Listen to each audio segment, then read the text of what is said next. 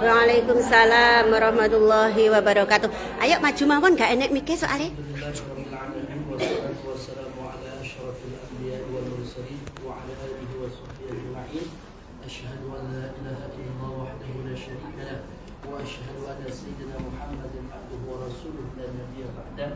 Allahumma salli ala sayyidina Muhammadin. Allahumma salli alaihi.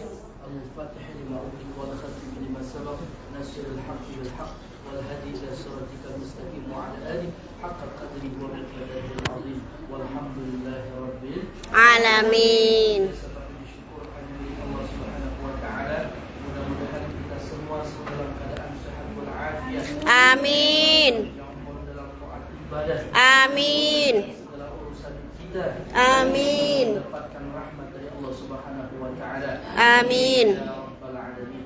Salawat dan salam tercurahkan kepada Nabi kita yang mulia, idola kita, panutan kita, teladan kita, manusia pilihan kekasih Tuhan yang akan memberikan syafaatnya bukan hanya nanti di alam akhirat, berlaku juga syafaatnya di alam dunia fana ini. Habibana al-karam, Nabiuna Muhammad Sallallahu alaihi wasallam. Yang saya hormati segenap majlis zikir dan sholawat TST Sabtu, mudah-mudahan sudah dalam keadaan sehat walafiat. Amin. Khusus Bunda Rati Ismail, mudah-mudahan Bunda beserta anak-anak didiknya dan juga anak-anak majlis Sabtu TST ini selalu dalam lindungan Allah Subhanahu wa taala. Amin. Jadi saya lagi wirid, lagi santai mau sholat berjamaah Isya, tiba-tiba dibarengin sama Bunda nih, suruh ngisi katanya, nggak apa-apa lah, ikan sepat ikan gabus, lebih cepat lebih bagus. Bentar lagi masuk waktu sholat Isya. Orang yang paling bahagia itu bukan orang yang banyak duit, Betul. orang yang paling bahagia itu bukan orang yang memiliki harta yang banyak, tetapi orang yang paling bahagia adalah wa arda rabbahu qabla ayyalqah. Orang yang menunggu waktu sholat, orang yang menunggu kedatangannya rindu berjumpa dengan Tuhannya, maka dia dapat mempersiapkan dirinya. Itu adalah orang yang paling bahagia. Maka kebahagiaan itu ada dua. Yang pertama senang, yang kedua tenang.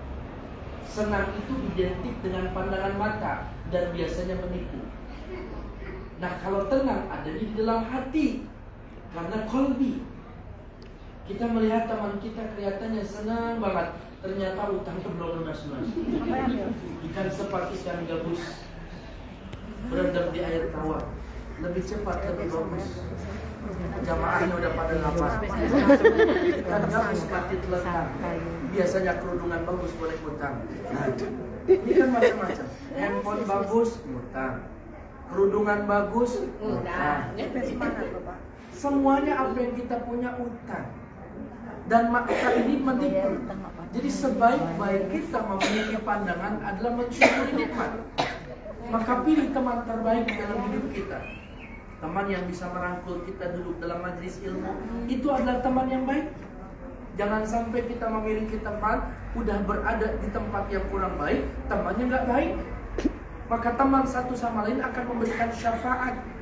Dan inilah buktinya di TST Sabtu tidak melihat jumlah berapa orang yang hadir, tetapi bisa istiqamah.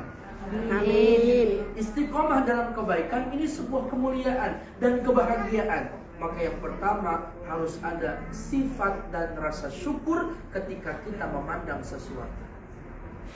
Yang kedua, qalbi, hati. Ibadah yang paling berat itu ibadah hati, Mbak. Kalau ibadah sholat kita bisa lihat dalam keadaan ibadah gerakan. Tapi kalau sedalam-dalamnya lautan masih bisa diukur. Kalau sudah sedalam-dalamnya hati, tak akan pernah bisa kita miliki ataupun kita bisa lihat. Betul. Di sini, Mbak, hati kita harus bagus. Tema kita TST Sabtu. Itu artinya apa temanya? Majlis, zikir dan sholawat. Zikir ini mengingatkan diri kita kepada Allah. Man ahabba ayudkar kasiran. siapa yang cinta kepada sesuatu, perbanyaklah dia mengingat sesuatu. Kalau cinta sama Allah, perbanyak zikir. Kalau cinta sama Nabi Muhammad, perbanyak sholawat. Kalau cinta kepada makhluk, udah pasti kita kecewa. Betul gak? Betul. Hadirnya di Hongkong, suasananya dingin. Sedangkan hadirnya seseorang hanya membuat harapan. Kan begitu? Halo? Halo. Halo Mbak? Halo. Yang pertama, majelis ini dinamakan zikir dan sholawat itu bukan asal nama. Kullu syai'in alamat, disematkan sebuah tanda. Yang pertama zikir, yang kedua sholawat. Artinya dengan berzikir kita harus eling kepada Allah. Betul? Betul. Mbak, sulit nggak ngerjain sholat di sini? Enggak. Alhamdulillah. Alhamdulillah. Dikasih kemudahan? Iya. Berarti ini nikmat terbesar. Terkadang kita mengukur nikmat itu dari harta, benar nggak? Tetapi ketika kita bangun tidur pagi masih bisa bernafas, masih bisa berkerudung, masih bisa berjalan ke masjid, masih bisa menunaikan sholat, masih bisa kumpul bareng dalam halaqah majlis, itu nikmat terbesar. Amin. Unsur mangkala wala tanzur mangkala. Lihatlah apa yang dibicarakan, jangan melihat siapa yang berbicara. Kalau teman kita merangkul, jangan memukul teman kita. Ayo sama-sama ngaji, ayo sama-sama kita bareng-bareng, Mbak. Jangan sampai di sini kita jauh dari keluarga, jauh dari saudara, jauh dari Allah. Mbak, Halo. pengen nggak punya amalan dekat sama Allah? Ingin. Jadilah orang yang berbuat baik. Apa definisi baik? Anta'budallah ka'annaka tarah fa illam takun tarah fa innahu yarah. Beribadah seakan-akan bisa melihat Allah. Kalau nggak bisa, yakin Allah akan menampakkan. Jadi kalau ibadah itu jangan mengharapkan manusia, tapi balasan Allah. Ada ketenangan di dalam hati. Kita baca Yasin, kita baca zikir, kita beristighfar. Ini suatu kenikmatan. Maka kenikmatan yang paling besar itu ketika kita lagi duduk dalam majelis zikir. Ini adalah makanan-makanan syurga, hidangan-hidangan syurga, majelis taman-taman syurga. Nikmat Subhanallah walhamdulillah wa la ilaha illallah wallahu akbar. Astaghfirullahal azim, astaghfirullahal azim, astaghfirullahal azim. Bertasbih, beristighfar. Siapa orang yang melazimkan istighfar minimal 100 bangun tidur, mau tidur 100, maka dia diampuni dosanya oleh Allah Subhanahu wa taala. Man aksara minal istighfar, bahkan siapa orang yang memperbanyak istighfar, ja'alallahu lahu min hamin farajan wa min kulli dhaiqin makhrajan wa yarzuqu min haitsu la yahtasib. Rezeki datang dari mana aja tidak disangka-sangka datang. Kemudian urusan kita yang sulit jadi mudah, hal yang sempit jadi lapang. Maka perbanyak istighfar. Tetangga ngutang seragam, astagfirullah. Tetangga ngutang handphone, astagfirullah. Tetangga suaminya kawin lagi, innalillahi wa inna ilaihi raji'un. Semua akan kembali sama Allah. Betul? Betul. Jadi banyak-banyak istighfar. Kalau kita punya salah, kalau kita punya masalah, perbanyak istighfar. Minimal kalimat yang paling sederhana istighfar itu seperti ini. Astagfirullah, astagfirullah, astagfirullah. Panjangan dikit, Astaghfirullahal azim. Panjangan lagi, Astaghfirullahal azim, alladzi la ilaha illa huwal hayyul qayyum wa atubu ilaihi. Panjang sayyidul istighfar. Allahumma anta rabbi la ilaha illa anta khalaqtani wa ana 'abduka wa ana 'ala ahdika wa wa'dika mastata'tu a'udzu bika min syarri ma sana'tu abu'u laka bi ni'matika 'alayya wa abu'u laka bi dhanbi faghfirli fa innahu la yaghfiru dzunuba illa anta la haula wa la quwwata illa billah. Masya Allah, Mbak walaupun berjuang di negeri Hongkong seperti pesantren. Seperti Mbak berada dalam taman-taman yang memang santri. Buktinya santri sendiri aja baru masuk pesantren belum tentu hafal Sayyidul Istighfar. Tapi Mbak dengan duduk di majlis ini, ada di negeri orang, hafal Sayyidul Istighfar. Ini luar biasa Mbak. Kalau nggak hafal berarti biasa di luar. Banyak istighfar. Maka benteng akhir zaman itu 3. Pertama banyak istighfar, yang kedua banyak sholawat, yang ketiga banyak berbuat kebaikan. Maka tema majlis Sabtu PST adalah majlis zikir dan sholawat. Ini membentengi diri kita dari fitnah akhir zaman. Sekarang kita dihadapkan kok, ada guru yang viral menampar muridnya dalam keadaan merokok, dibilang salah.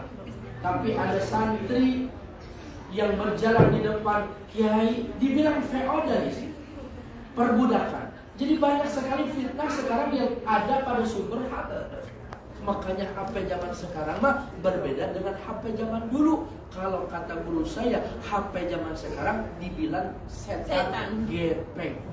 Setan kepeng. Setan Gepeng. Karena bentuknya slim, bisa dikantongin kapanpun ada. Fitnah bisa dibawa ke dalam kamar. Fitnah bisa dibawa di dapur. Fitnah bisa dibawa lagi berjalan. Fitnah bisa dibawa masuk ke dalam masjid. Berupa setan Kepeng. Makanya kalau jam 9 malam itu biasanya sudah mulai error tuh. Kalau ada yang masih main HP, maka matikan HP-nya. Kalau anak-anak kita di rumah jam 9 malam masih main HP, matikan HP-nya. Kalau ada nenek-nenek, aki-aki masih main HP, matiin nenek-nenek sama aki-aki. Ya dipecat no Ustaz. Maksudnya HP-nya, jangan orangnya yang nanti dipecat. Karena begitu banyak bakitnya. Dengan istighfar ini jadi benteng. Dengan sholawat hati tenang. Maka sholawat minimal sholawat Jibril. Ada ketenangan Pak. Ada sholawat yang membawa kebahagiaan. Ada juga sholawat yang membawa ketenangan. Sholawat bahagia, contoh Allahumma salli ala sayyidina Muhammadin tibil qulubi wa dawaiha wa afiyati abdani wa sifaiha wa nuril absari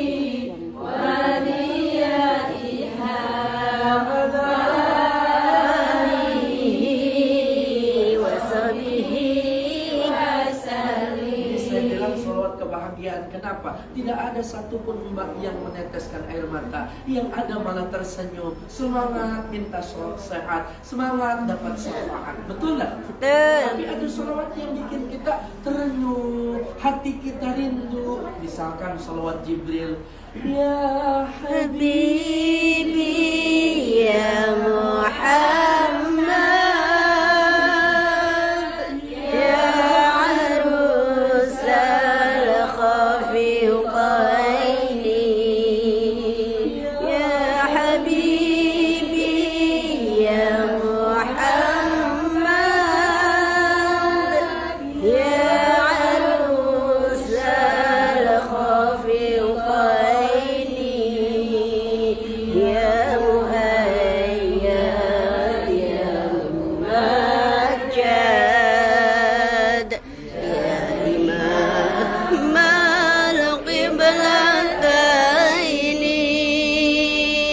Sallallahu ala Muhammad